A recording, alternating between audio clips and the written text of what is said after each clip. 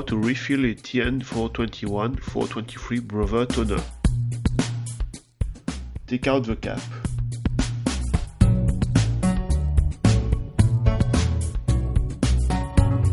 Take out the old toner powder. Fill the cartridge.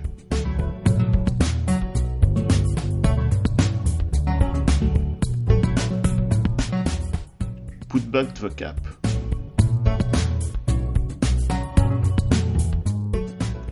You must now reset the cartridge. Unscrew the cap located on the other side. Rotate the gear this way. You must rotate it anti-clockwise.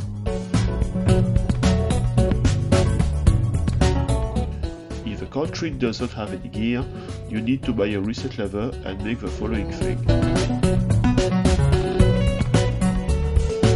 You should first put the spring.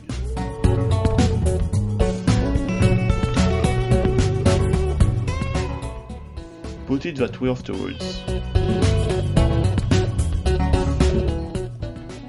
Place the gear as shown.